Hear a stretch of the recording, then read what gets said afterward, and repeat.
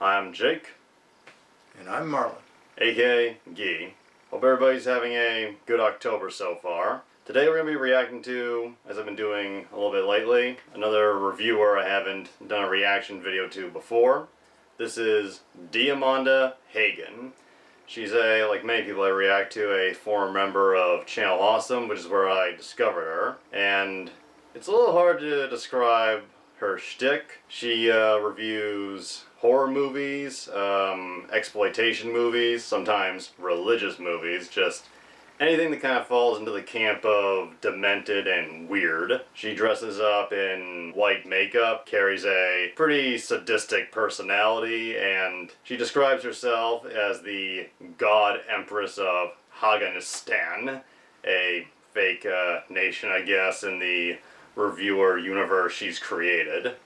And while she's not been as big as, say, the Nostalgia Critic or the Cinema Snob, when she was on Channel Awesome, she really stuck out, because it's hard to miss the reviewer who's a 6'2" Irish lesbian in clown face makeup that reviews twisted movies. I've shown Guy a few of her reviews, and I think you've enjoyed them. She's interesting. She is. And it's not just because of the makeup. Yeah, like, you see her reviews and you find she's got a lot to say, really, and I'm more of a casual watcher of her compared to, say, the Cinema Snob, but I really like her stuff, and today we're going to be reacting to what I think is a good review to kind of set the tone and let you know if you're really going to get into her. This is her review of the 2000 Christploitation film, Left Behind, starring Kirk Cameron. And why we're reacting to this in October? Well, Christploitation is a whole new level of horror, so to speak. So, without further ado, let's watch.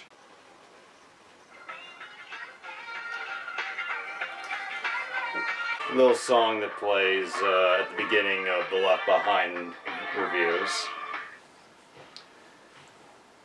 I think there was a song that played during, because she always has a song playing during her opening credits, but I'm guessing, because this is an older review, had to edit it out for copyright bullshit. Still, it's a cool montage. And, oh yeah, she has minions in her reviewer universe. Ladies and gentlemen, whether you like it or not,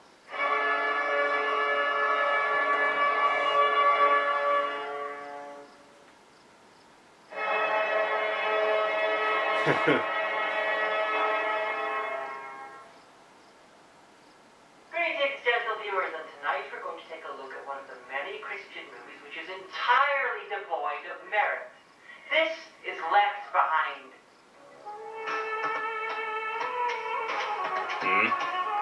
We're not watching that one.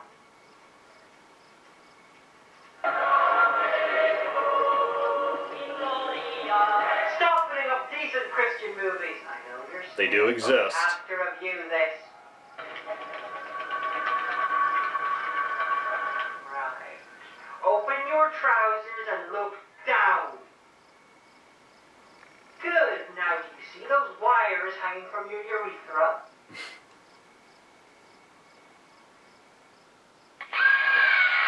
Like I said, she can get sadistic. Left behind, or I'll make it feel like you passed Kirk Cameron like a fucking kidney stone.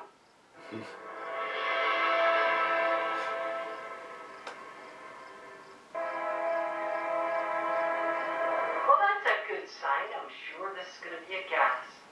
we should have known better, but we didn't.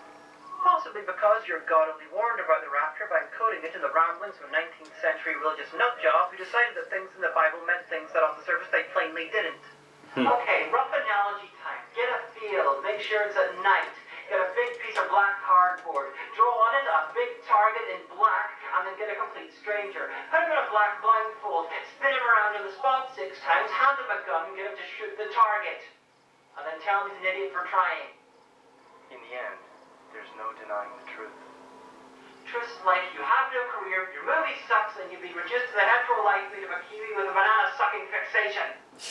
just the right shape for the human mouth. Ray Comfort. And according to that ultra-necessary caption, we're in Jerusalem. Yes, whenever I hear that generic Middle Eastern music and I see the massive, gigantic, golden tent that is the Dome of the Rock, I think to myself, perhaps we're in Strasbourg.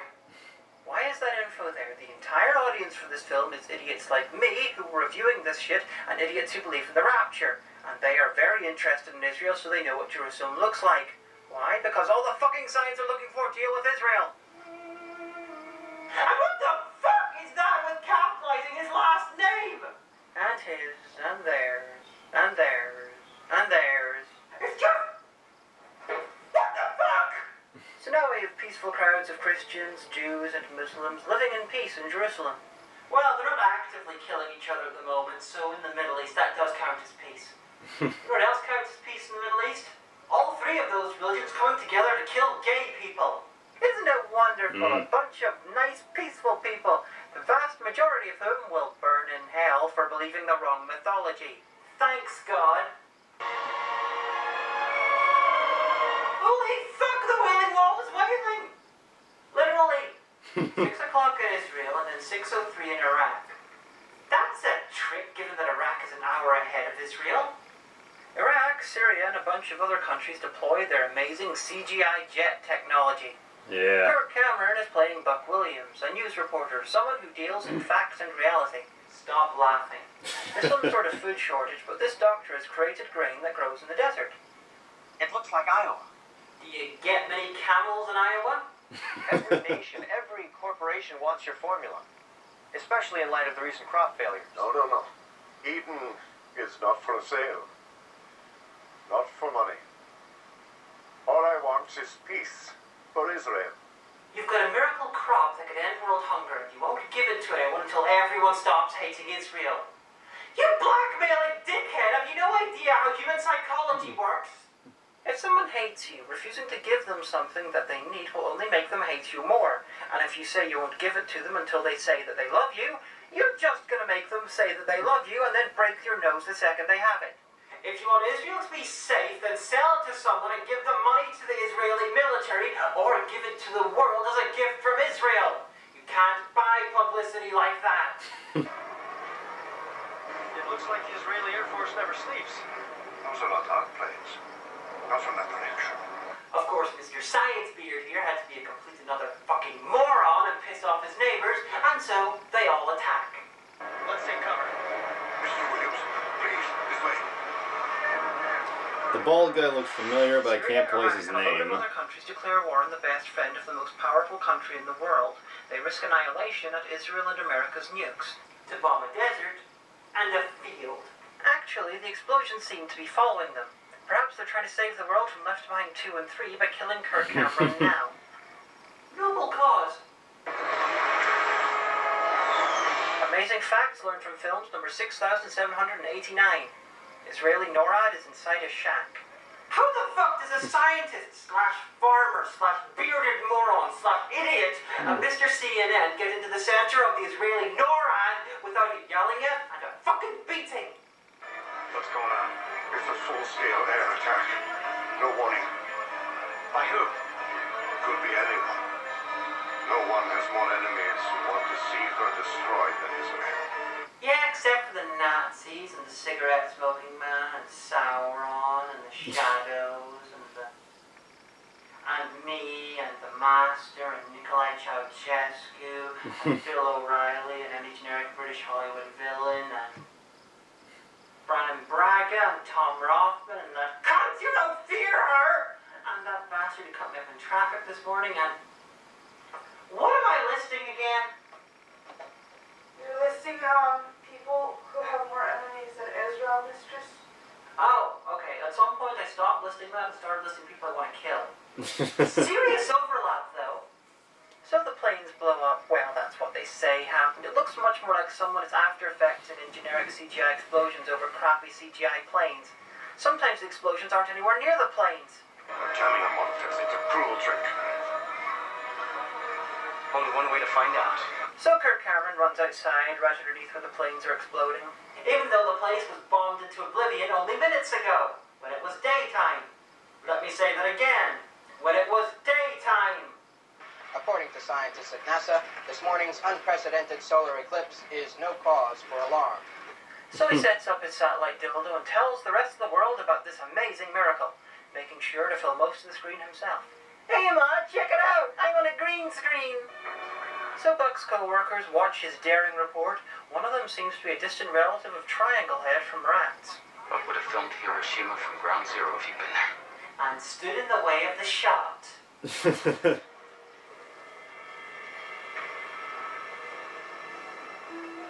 War will continue until the end. Desolations have been decreed. Okay, that's random. For 7 years. Careful there, Cameron, you almost did some acting. So with that, the old man walks off into the night, then the fire, then the explosions. There's this really NORAD 20 feet away, and no one thinks to save the old lunatic. What? Chicago. Style gangster music while you fill the entire frame with the Sears Tower just to show the audience that it's Chicago? You're losing your touch left behind. Correspondence from the Israeli... Kirk Cameron's on the news. In real life, he only gets to do that if he says something extremely crazy. Darwin said in order to prove evolution, which is the #1 alternative to God, you've got to be able to prove transitional forms, one animal transitioning into another. And all through the fossil record and life, we don't find one of these. A crocodile. This guy's the star of the film. Yep, that happened. Hey, turn it up. The suspicion Mom said to turn it down. You always do as you're told? Yeah, you should try it sometime. I hate that child. It's like Jake Lloyd ate Jonathan Lipnicki and was proud of it. Nice touch with the nose ring, Chloe. Why not just shave your head and get it over with? Very funny. Stock rebelliousness. Wears non-pastel colors, has a nose ring. Probably not a Christian. Hey, Reverend. Hey! Oh, hi, token black guy. Oh, hi, token black guy's token black son. The captain, Rayford Steele, is the other male lead in the film. He's not a Christian, so in the Ray eyes of creators, Steele. he's clearly meant to be a horrible and unhappy person. He's also having an affair with a stewardess. But nothing comes of it because she's played by Kirk Cameron's real-life wife, and contractually they could only have kissing scenes with each other, even when one of them's not in the film. I'm not kidding. Yep. So Kirk's character, Buck, meets up with someone called Dirk. The inexplicable names just don't stop coming. So Buck meets up with Dirk, and for a paranoid informant who knows about the bigger conspiracy and is feeding info to the male lead, he's no Jerry Harden in his deep throat.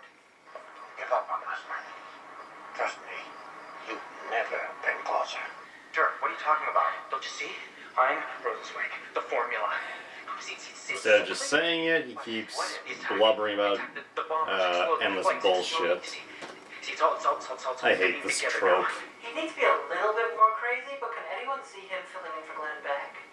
We're now introduced to a Romanian politician called Nicolae Carpathia, who is trying to bring peace to the world and end hunger. That's the most obvious villain name since Darkheart rapes babies. I made that up. So that's the most obvious villain name ever. And since he's trying to bring about world peace, and he's not a fundamentalist Christian, he must be the Antichrist.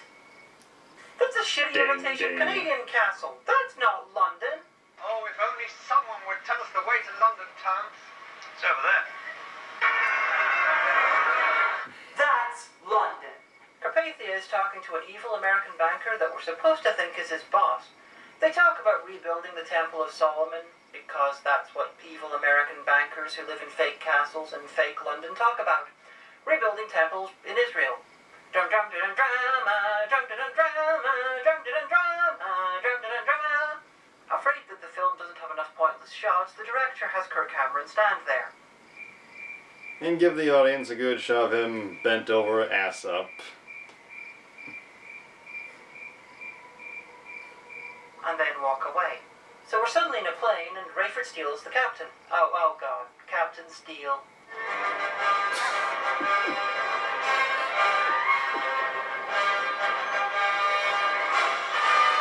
And Kirk Cameron is using some search engine unlike any in the real world. Especially in the year Half the actors 2000. in this scene are evangelical ministers. They paid to play people who are raptured. That's the religious equivalent of paying a hooker for kinky fantasy role-playing, but not actually having sex with them. Which is a bit of a silly analogy because being evangelical ministers, statistically speaking, most of their sex will come from prostitutes. As I mentioned earlier, the stewardess is Mrs. Kirk Cameron. Obviously, they're attracted to each other's lack of ability to act while someone else is speaking. I'm Kirk Cameron. I'm an actor. Not a reactor. Thank you. Like us. Phone calls. I got the job. You did? Great, congratulations. It's gonna be a big change. Oh, you're gonna knock him dead. I can't wait. You know, the UN's no picnic, especially right now. How the fuck does a tall-haired dipshit get a bubble-headed stewardess a job at the fucking UN? What's she gonna do, serve drinks in 50 different languages? Ma'am, is everything okay? It's my husband. He's disappeared. Take this. Ma'am? I think he's gone off naked.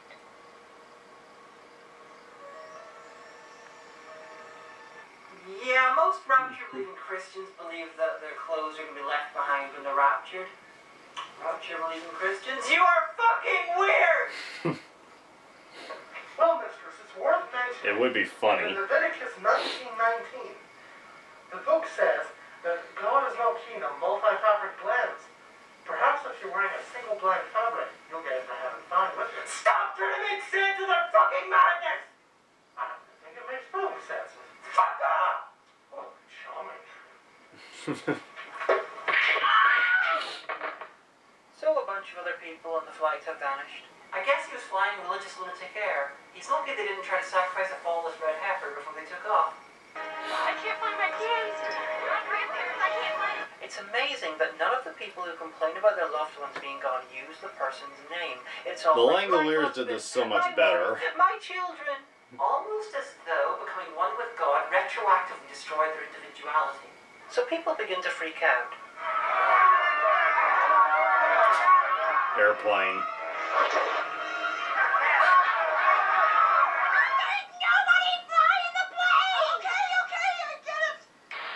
And because no one can break a fucking nail on a plane in a movie without someone trying to open the door, someone of course tries to open the door. But it's okay because Just 'cause. Captain Adamantium get to be damn heroic together and save the day. So the plane has landed at O'Hare International and there's an army of scared, worried, crying people who are missing friends, family, and even their children. But it's okay because the one who caused this to happen, God loves them. Rapture-believing Christians, you're fucking weird! There's even a dog looking for its owner. People who believe in the rapture, do any of you have pets? And if so, well, why the fuck? Believe that you could be scooped up into the sky by God at any moment, leaving your pets alone without you, possibly to starve to death. I guess all dogs don't go to heaven. Done when it's deliberate, or in Italy, or possibly when it's funny. Having said all that about the terror and the worry, half the extras either look stoned or like they don't give a shit. A lot of atheists were flying that day.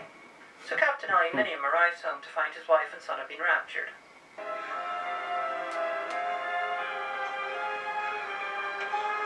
Throws a Bible in a dramatic expression of anger in 3, 2, 1. Seems even For dumber some in the reason, remake. Kirk Cameron followed the captain home, and then decides to sit on his porch. Because while he's an international news sensation, an international celebrity, and an award-winning reporter, he has no friends, colleagues, or acquaintances in Chicago. Fuck, even I know someone in Chicago. So it's suddenly nighttime, and Kirk Cameron is still standing out in the cold when the army arrive and force him into Captain Titanium's house.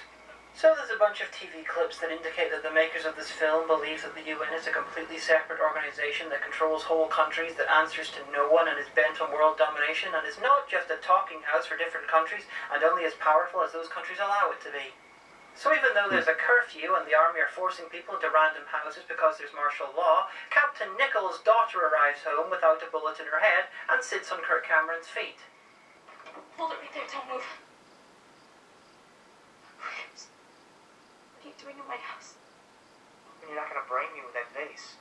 This is bad comedy. If I came home and found Kirk Cameron squatting on my couch, I'd grab a lamp and I'd club him to death. And then I'd search the fridge for ray comfort infestations. The man operates a lot like Rorschach. So she cries about her brother and mum. Drum dum dum drama, drum dum drama, drum dum drama, drum dum drama. So Kirk Cameron indulges in his boring and pointless investigative plot where he's investigating something that I'm still not clear on, and I've watched this shit 3 times. Once for fun, once for notes taking, once to write the review. And after this goes up, if anyone wants to try and explain it to me, fuck off, I have a machete! One viewing was enough for me. Take him back to New York, or rather somewhere in Canada pretending to be New York. He finds Dirk Burton dead and survives a pretty bad assassination attempt.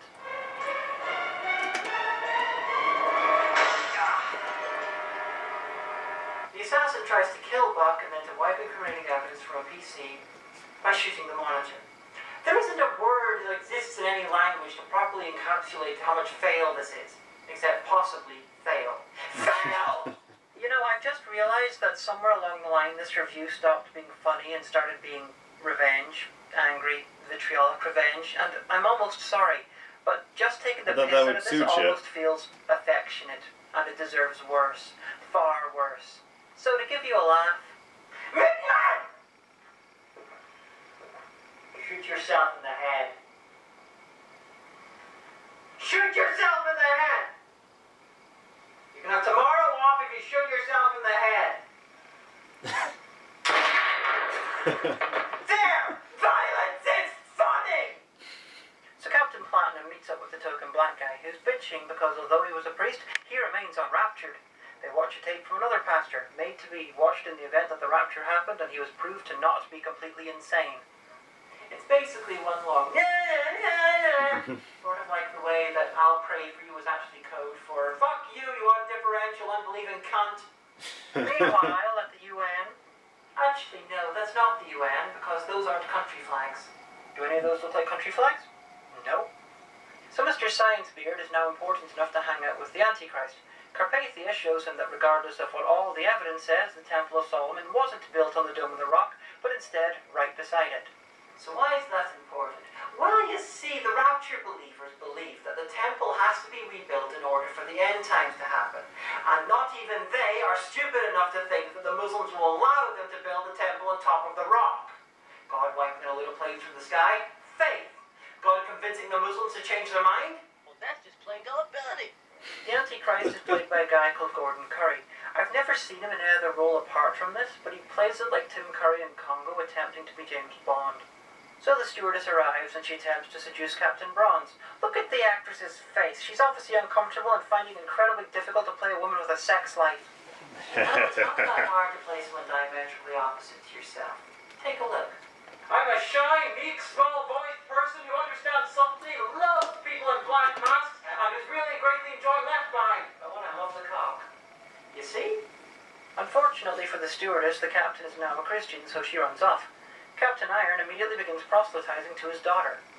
Lovely, she gets rid of her religious nutjob mum and brother, and now she's got a religious nutjob dad. She reads the Bible and joins the collective. From this moment on, loses the nose ring, drops her semblance of a personality, and starts wearing pastels. Because he's in the middle of that pointless investigative plot that I'm still unable to follow, Kirk Cameron meets up with some guy who then dies in a car bombing. Bye-bye, whoever you were. I love the fact that after Kirk was thrown backwards, he holds his ankle and has blood coming from his thigh.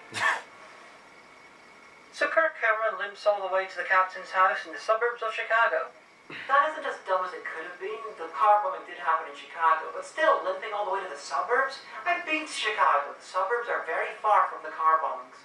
Instead of a hospital, the new Christian zombies take him to a church where they show him the tape. Take a look at this, it might help.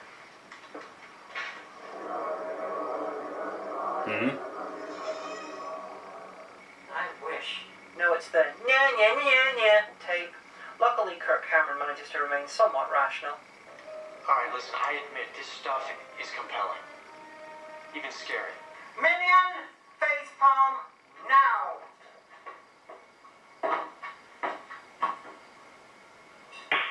So Kirk goes into the non-UN, and through the only ex-stewardess to walk the halls of power, he gets to see Science Beard and the Antichrist, and quickly realizes that he is in fact the Antichrist, forcing Kirk Cameron to try and act.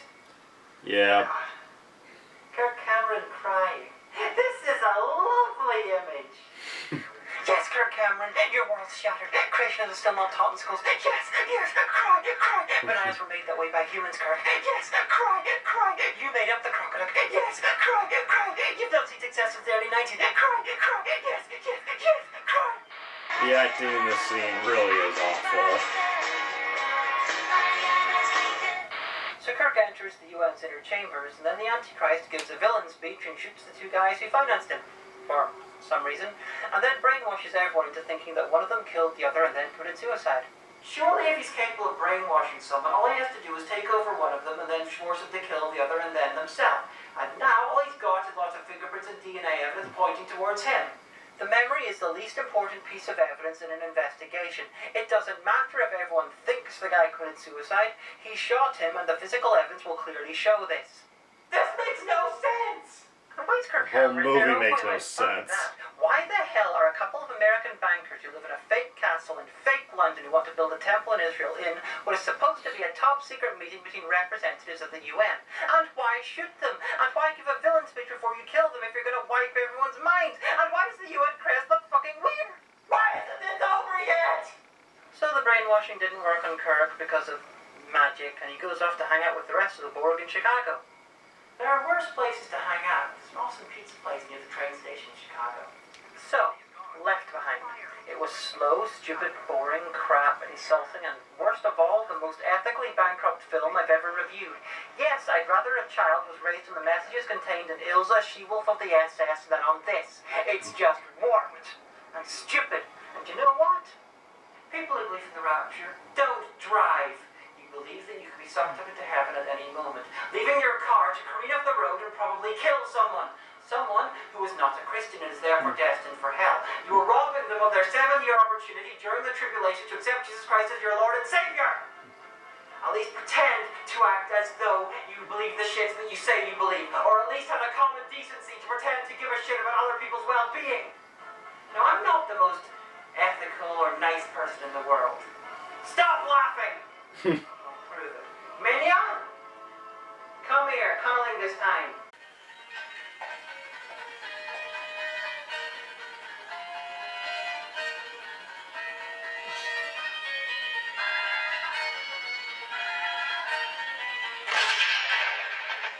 Now, I wouldn't do anything as fucked up as the god of this film. You've just seen me shoot someone while they're going down on me. But I wouldn't do anything as fucked up as the god of this film. They will torture you for all eternity for not loving them. I'll just fucking shoot you while you're going down on me because I like the feeling of your lips quivering as the bullet enters your spinal cord.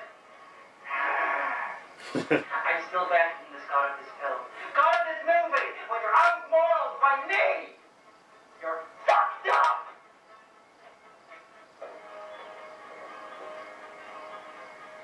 Right. I would make a better God. I am a better God. Worship me. It took Jesus 3 days to come back to life when he died. Let's see if I can do better.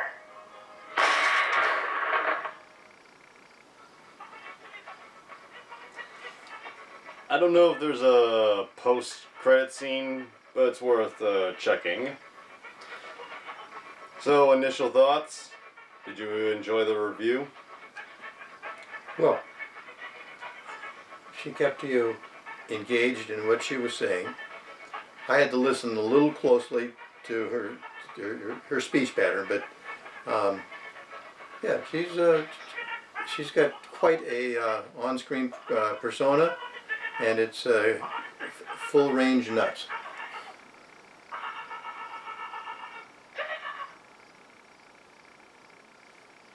Stuck in between the living and the dead. So these in-betweens are walking around right now down here in these tunnels, I presume? So they say. Why didn't you guys tell me about this? Well, you can see it's a preview for the next review that came after this. 24 hours, evil shall have its day.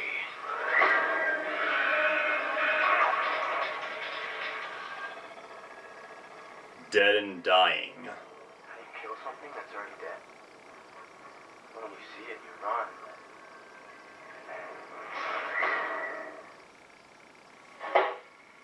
I'm free!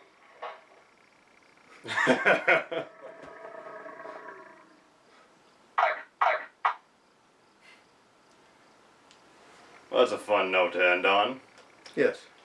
Like I said, I like Diamanda Hagan. I'm more of a casual viewer compared to other shows, but every time I've watched her show, I've enjoyed it very much. And like I said, she's got good presence, and something I really like is it's not just making jokes. As you see here, when she talks about the unrealistic portrayal of religion and politics, she really goes into why it makes no sense, why the film is wrong, and she really knows her shit when it comes to this stuff, and clearly does her research.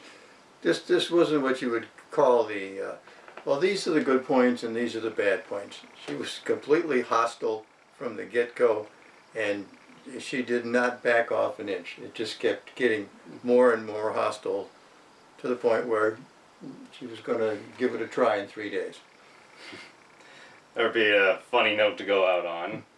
And my favorite jokes that Diamanda makes throughout the review, I think include like when she scolds rapture-believing Christians for having dogs. Yes.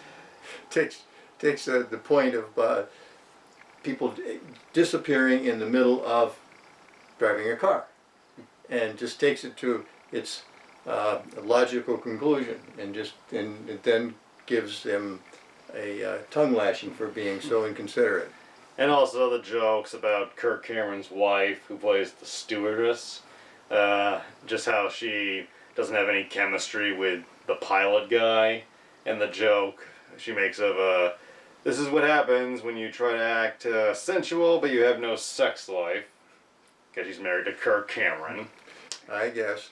And I read that Kirk did this movie because his wife, while he was sleeping, she was reading the Left Behind book series, and she like woke him up and was like, "We gotta do this."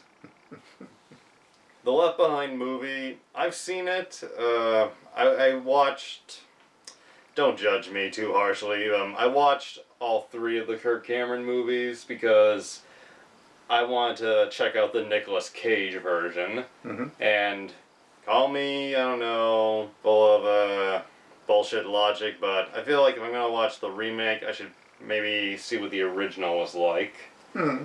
And all 3 of the Kirk Cameron Left Behind movies are fucking awful, but the Nicolas Cage remake, while less evangelical, is even worse. I mean, like, Kirk Cameron, he's bad, but he's laughably bad. Like, you can make fun of him. The Nicolas Cage version is just boring as hell. So, kind of like he phoned it in. Yeah. He signed the contract. Okay. And one of the more interesting things to find out about the Kirk Cameron Left Behind is the first one was co-written by Alan McElroy, who is known to the horror fans as the writer of Halloween 4, The Return of Michael Myers, Spawn, the superhero movie, and the 2003 horror film Wrong Turn. So, I don't know, I guess he's got a little religious stuff he likes to do on the side. Or, to him it's all the same. Take a set of facts and work them into a horror film. The first one, well, bad. The sequels got a lot worse. Like, the first one felt like real filmmakers came together and actually attempted, although they didn't succeed, they attempted to make a movie. The sequels are just in-your-face preachiness. They can tell was maybe co-written by Kirk and his religious partners. Well, if they did any kind of study on who was going to the movies, I think they probably found out it was, people who are, quote, true believers. That's who goes to those movies and puts their money on down to see them. And the more of those folks that you can attract, because then you might as well just go with the hardcore belief. I will say, probably only positive thing I'll give the first film The scene where the Antichrist kills the people in the UN and brainwashes them. Mm-hmm. I will admit, it's been a while since I've seen it, but that scene was actually pretty good. Actually pretty chilling. Mm-hmm. Like, you show that scene out of context, people think, this movie might be worth checking out. Okay. But other than that, not much. She was, Diamanda was very good. It was open hostility at a lot of levels, but she had the general reasoning, and then she combined it with certain factual inconsistencies, and she was there to rip it, and rip it she did. Yeah. She was well spoken and well informed, and she had good delivery on everything. And for a potato fucker, you could really, it wasn't that hard to understand what she was saying. She was, yeah, she sounded... By the way, I'm part Irish.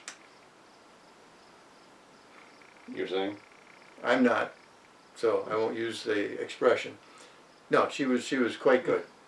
And obviously she has some education. And if you're interested in checking out other reviews by her, I totally recommend it. She has over 150 reviews now, I believe.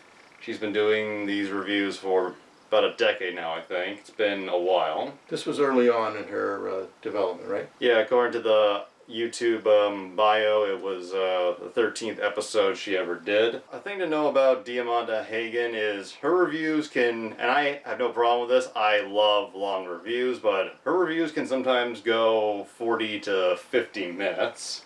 So make sure you have a lot of free time and a snack on standby. And while I think it happened, and while I think she's really good, I really enjoy it when she does crossover reviews, particularly with someone whose persona, it'll stop in a sec, particularly someone whose persona is very different than hers. Some of my favorite crossovers she's done include the heavy metal review with the Nostalgia Critic, the Myra Breckenridge review with the Cinema Snob, Sting Moment of Truth with Spoonie, and possibly one of my favorite, I wouldn't say it's the favorite, but it's really up there. One of my favorite reviews featuring her is her review of Megiddo, the Omega Code 2 with The Storyteller, the main character of this review show called Indie Christian Review.